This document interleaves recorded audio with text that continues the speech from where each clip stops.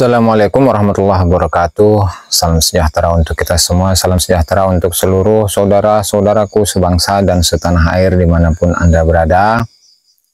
Kembali lagi bersama dengan saya Abdul Aziz Jazuli di channel ini.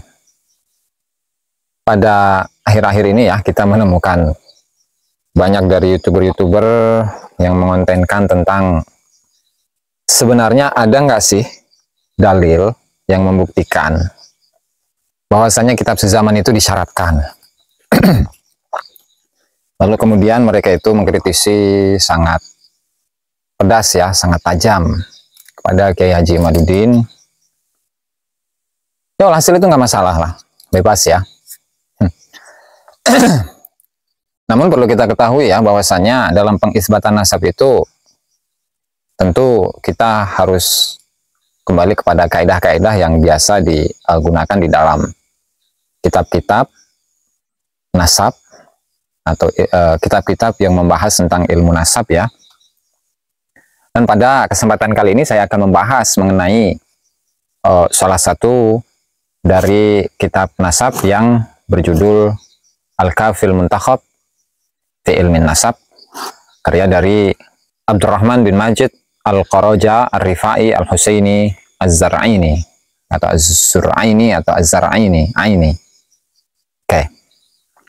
Mari kita lanjut, dan sekaligus ini menjadi sebuah jawaban dari banyak komentar dari para netizen ya, bahkan dari para YouTuber mengenai kitab sezaman, dan saya tidak akan membahas mengenai teks yang dibaca oleh Kiai Haji Imaduddin di dalam kajian ilmiahnya ya mengenai syarat ini. Dan yang terpenting adalah kita harus mengetahui terlebih dahulu dasar utama dalam pengisbatan nasab itu seperti apa. Ya silahkan buka di kitab tersebut di halaman 48 ya. Qaidatun satu kaidah. Isbatun nasabi yaduru ma'al afdoliyati bima yufidul ilma bihi, di mana pengisbatan nasab itu berputar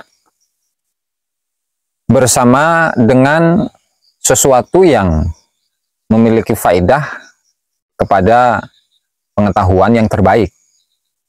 Artinya yang bisa digunakan untuk mengisbat nasab itu adalah pengetahuan terbaik mengenai satu tokoh.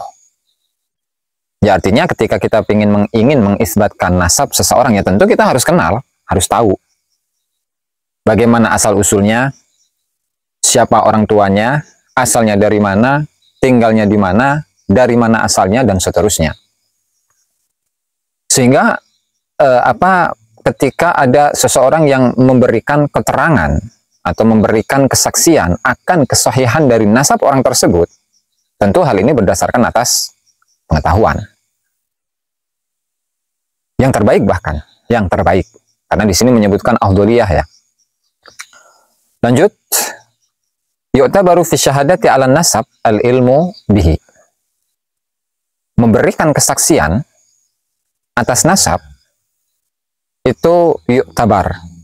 Itu dianggap. Itu disyaratkan. Apa itu? Al-ilmu bihi. Mengetahui tentang nasab. Mengetahui tentang nasab dari seseorang yang ingin diisbatkan nasabnya. Yuqaddamu man ya'lam ala man la yu'lam walau bi ghalabati dhann. Maka yang didahulukan itu adalah seseorang yang mengetahui, seseorang yang mengenal, orang yang memiliki nasab.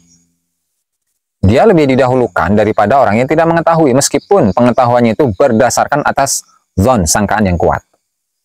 Dan kata musannifnya, wa hadza huwa madarul bahsi fil ansab. Ini adalah pusat, ini adalah barometer pembahasan dalam nasab-nasab.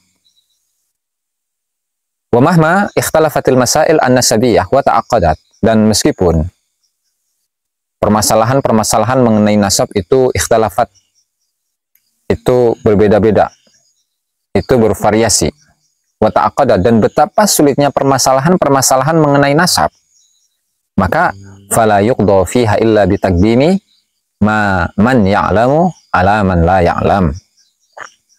Maka tidak diputuskan di dalam nasab tersebut, kecuali orang yang mengetahui daripada orang yang tidak mengetahui. Artinya ketika kita itu ingin memberikan kesaksian, memberikan keterangan mengenai nasab seseorang yang namanya Ubaidillah misalkan, ya, maka kita harus tahu Ubaidillah itu anaknya siapa, saudaranya berapa, kemudian bapaknya siapa, saudaranya berapa, kakeknya siapa, saudaranya berapa, anaknya siapa, dan seterusnya. Sehingga ketika kita itu tidak mengetahui akan nasab tersebut, lalu kemudian kita mengakui, kita memberikan kesaksian, memberikan keterangan bahwa Ubaidillah itu adalah anaknya Al-Muhajir, bagaimana bisa diterima? Terlebih lagi ketika masa dari seseorang yang mengaku bahwa dirinya adalah keturunan dari Ubaidillah itu terpaut masa 550 tahun. Ya tahu dari mana? Sementara masanya itu cukup jauh dan sangat jauh, bahkan sampai 550 tahun. Dan itulah yang ingin dilakukan oleh Ali bin Abu Bakar As-Sakron dalam kitabnya Al-Burqatul Musyiqah. Dan kita tahu bahwasanya Ali bin Abu Bakar As-Sakron itu mengisbatkan nasabnya sendiri itu melalui sebuah kitab yang namanya As-Suluk, yang jelas di situ menyebutkan nasabnya nasabnya Ali bin Muhammad bin Jadid, yang seterusnya sambung kepada Abdullah bin Ahmad bin Isa. Lalu diklaim kemudian bahwa itu adalah atau leluhurnya Ali bin Muhammad bin Jadid itu sama dengan leluhur Ali bin Abu Bakar As-Sakron. Itu. Maka ada beberapa poin di mana seseorang itu bisa diterima syahadahnya dengan memenuhi beberapa kriteria. Dan ini di halaman 48 ya, dalam kitab yang sama Al-Kafil Muntakhab fi Ilmin Nasab, di mana di situ menyebutkan beberapa kriteria diterimanya sebuah kesaksian atau keterangan dari seseorang yang ingin memberikan kesaksian atau keterangan kepada seseorang dalam hal nasabnya tentunya ya. Maka di halaman tersebut 48, ma yufidu afdaliyatal ilmi bin nasab, sesuatu yang berfaedah atau yang memberikan faedah berupa pengetahuan tentang nasab yang terbaik. Artinya ilmu yang terbaik dalam nasab ya, yang bisa diterima syahadahnya atau keterangannya. Kama kulna, seperti yang saya katakan, inna subutan nasabi, sesungguhnya ketetapan sebuah nasab, yaduru ma'a afdaliyatil ilmi bihi, itu berkutat bersamaan dengan pengetahuan yang terbaik mengenai nasab itu. Wa fi ma yali, dan yang akan datang itu adalah ba'du ma yufidul ilma bihi, adalah sebagian dari sesuatu yang memberikan faedah yang berupa pengetahuan tentang nasab. Maka wayam bagi an yatahaqqaqa jami'ahu, dan sepantasnya untuk berhati-hati menetapkan semuanya, atau aglabahu, atau mayoritasnya, fi syuhudi, yaitu dalam saksi-saksi, awin nasabah, atau bagi seseorang yang ahli nasab, awil masadiri an nasabiyah, atau sumber-sumber nasab.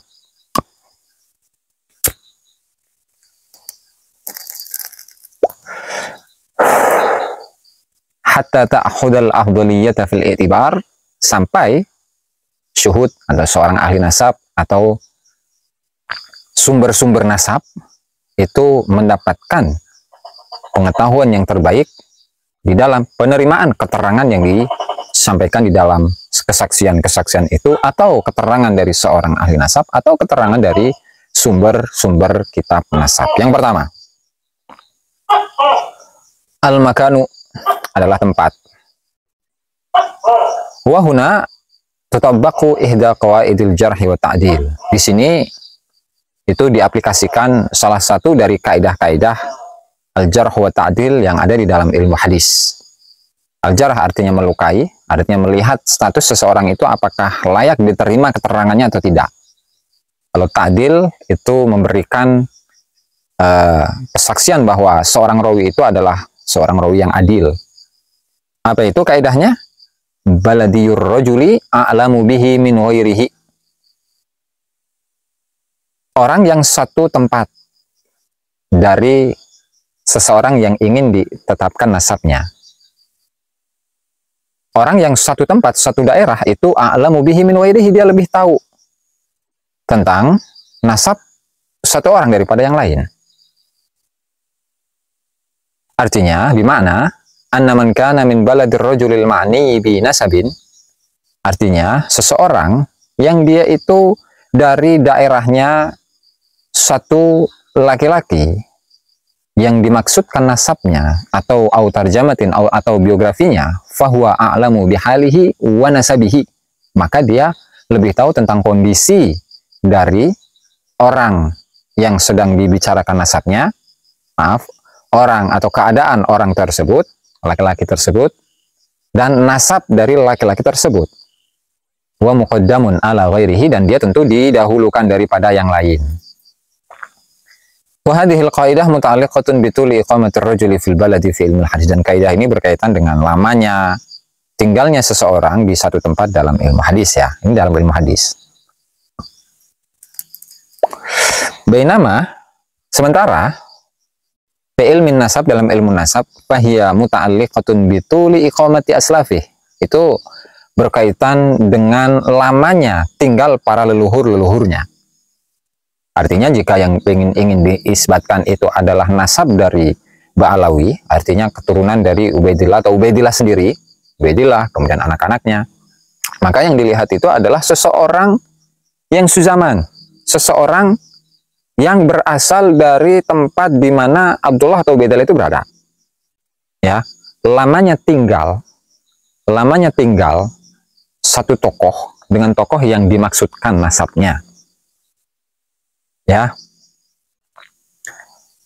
artinya ketika kita itu ingin mengetahui apakah Ubaidillah ini benar-benar anak dari Ahmad bin Isa, ya maka orang yang satu daerah dengan Ubaidillah itu pasti akan membicarakan tentang Ubaidillah itu sendiri.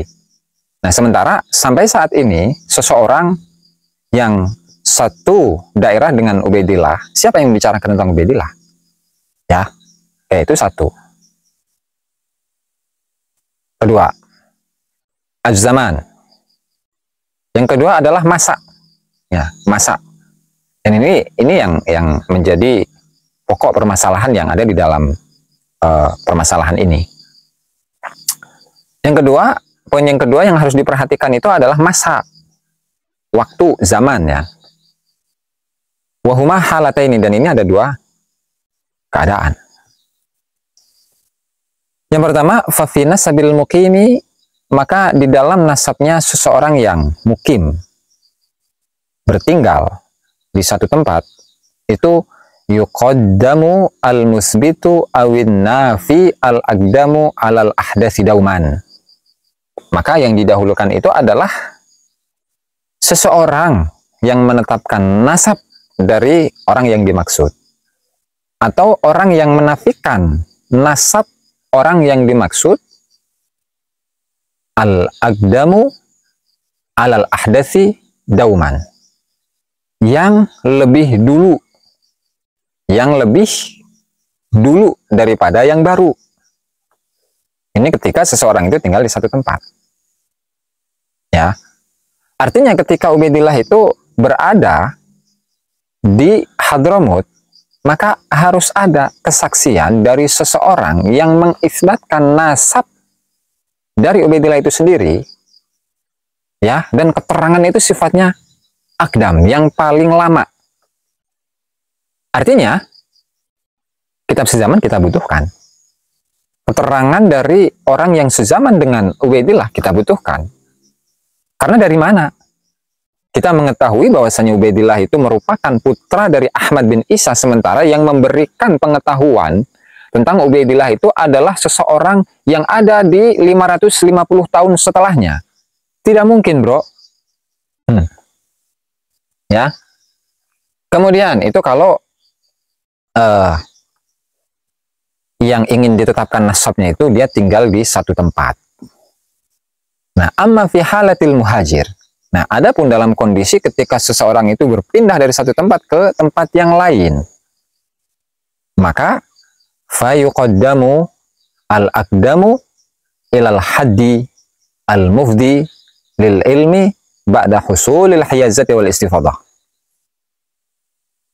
Maka yang didahulukan itu adalah informasi yang paling lama sampai pada batasan, ya, yang memberikan faedah yang berupa pengetahuan sampai didapatkanlah syuhrah atau status syarif, dan didapatkanlah istifadah, yaitu tersebarnya informasi bahwa dia adalah seorang syarif.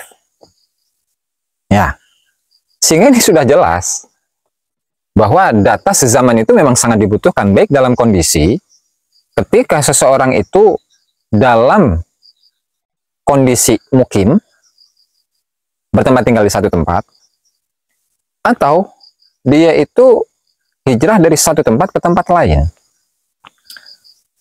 Kalau dalam contoh hijrah, misalnya, ya, Ahmad bin Isa itu hijrah dari Irak ke Hadramut, misalnya, maka informasi yang didahulukan atau penerimaan informasi yang didahulukan itu adalah informasi yang paling lama sampai dikenalnya Ahmad bin Isa sebagai seorang syarif yang merupakan anak dari Isa Ar-Rumi, sehingga dikenal juga bahwa Isa Ar-Rumi merupakan anak dari Muhammad An-Nakib.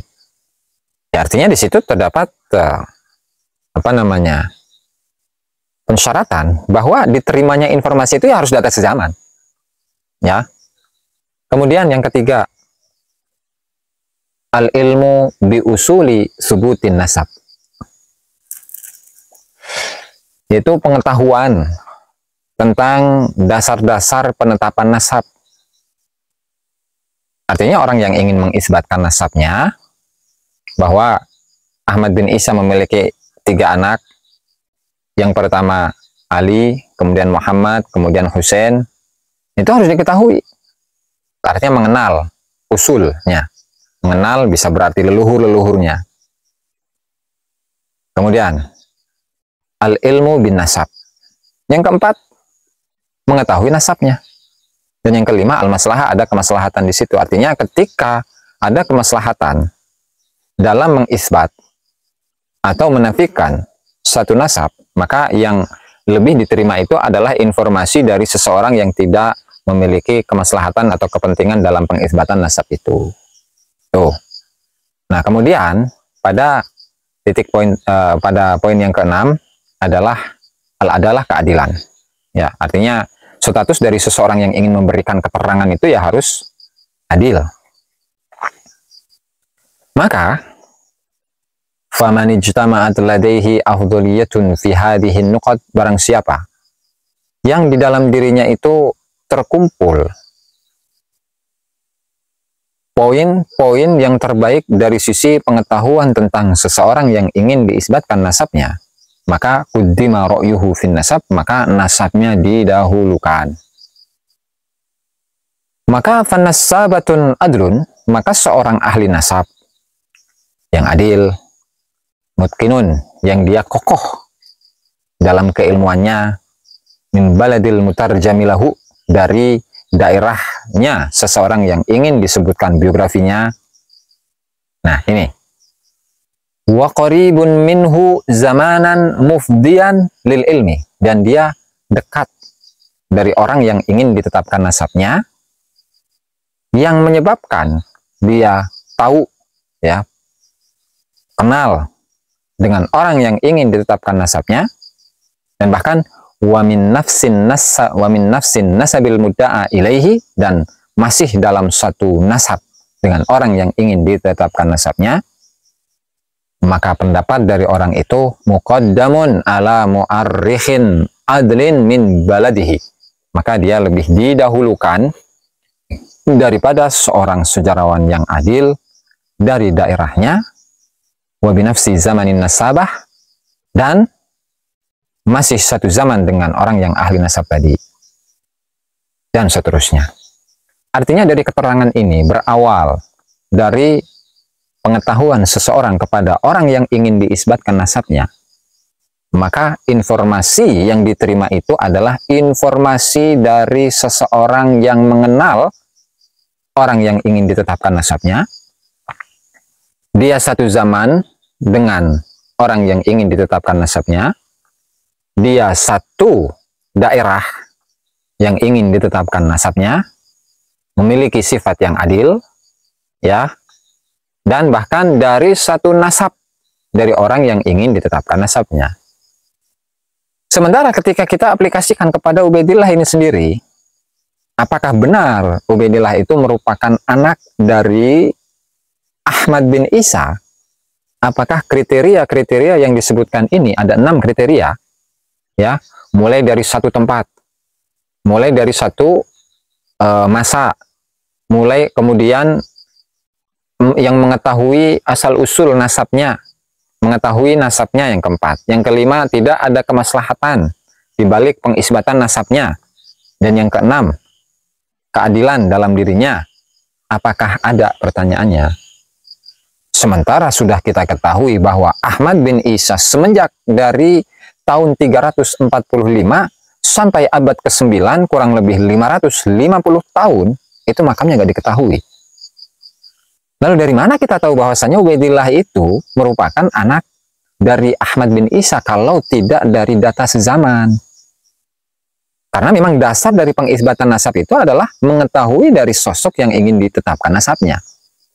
Ya, maka dari sini sudah kita pahami bahwa data sezaman memang sebuah syarat yang harus. Nah, lalu bagaimana ketika data sezaman tidak ada? Ya, orang yang sezaman tidak ada, data sezaman tidak ada, orang yang satu daerah pun tidak ada. Maka bagaimana? Hukumnya adalah hanya sebagai qarinah saja. Hanya sebagai indikator saja. Artinya nasabnya belum bisa ditetapkan. Ini juga disebutkan di halaman 59, dan silahkan baca. Wa amma man lam yatahaqqaq lahul afdholiyatu.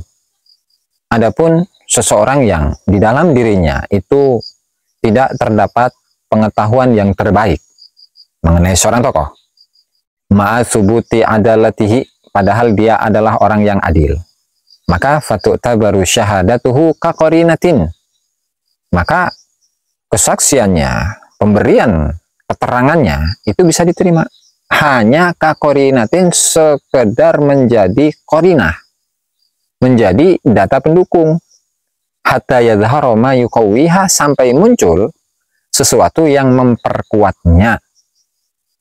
Hadza al-ahwatu, dan inilah yang paling hati-hati. Ini adalah pendapat yang paling hati-hati.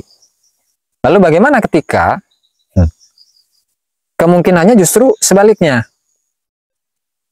Misalkan di zamannya Ali bin Abu Bakar As-Sakron itu ada seseorang yang memberikan keterangan, artinya ada seorang nasabah, seorang bakar nasab, memberikan keterangan bahwa Ba'alawi ini atau Ubaidillah ini adalah anaknya Ahmad bin Isa. Ya, padahal dia tidak sezaman dengan Ubaidillah bin Ahmad. Dia tidak satu daerah dengan Ubaidillah bin Ahmad. Hanya dia memiliki sifat keadilan saja. Maka tetap ketika ada sesuatu yang justru melemahkan qarinah tersebut, ya semakin patah. Sebagai sebuah contoh, Ubaidillah ini diklaim sebagai seorang imam, tapi siapa yang mengenal? Nggak ada yang mengenalnya. Kemudian makam dari Ahmad bin Isa itu mulai dari tahun 345 sampai abad ke-9 Hijriah, 895 Hijriah, tahun 895 Hijriah, nggak diketahui. Dan diketahui itu pun melalui jalur kasyaf, melalui ronsen kuburan. Dua. Kemudian yang ketiga, Ali bin Abu Bakar As-Sakran ketika membicarakan tentang Ubaidillah, dia hanya melihat dari kitab As-Suluk fi Tabaqatil Ulama wal Muluk, dan nasab yang disebutkan itu pun adalah nasabnya Ali bin Muhammad bin Jadid. Ya, bahkan dikatakan oleh Ali bin Abu Bakar As-Sakran, Ali bin Muhammad bin Jadid ini adalah seseorang yang sudah tidak berketurunan lagi. Tuh. Kemudian yang keempat, leluhurnya Ali bin Abu Bakar As-Sakran itu Ubaid, ya kan? Lalu ditafsirkan menjadi Ubaidillah, lalu ditafsirkan itu merupakan asal dari Abdullah. Nah, itu kan kerancuan-kerancuan yang ada di dalam nasab Ba'alawi itu sendiri. Jadi kalau kita itu tidak mendapatkan data sezaman, kita tidak akan membenarkan apa yang sudah diklaim oleh Ali bin Abu Bakar As-Sakran di dalam kitabnya Al-Burqatul Musyiqah. Maka dari ini semua, dari keterangan yang panjang ini, bahwa kita membutuhkan data yang sezaman dengan Ubaidillah agar nasab dari Ubaidillah kepada Ahmad bin Isa itu bisa tersambung. Barangkali itu saja yang dapat saya sampaikan dalam video kali ini. Mudah-mudahan bermanfaat bagi kita semua dan menambah pengetahuan bagi kita semua. Kurang dan lebihnya saya mohon maaf. Wallahu al-muwaffiq ila aqwamit thoriq. Wassalamualaikum warahmatullahi wabarakatuh.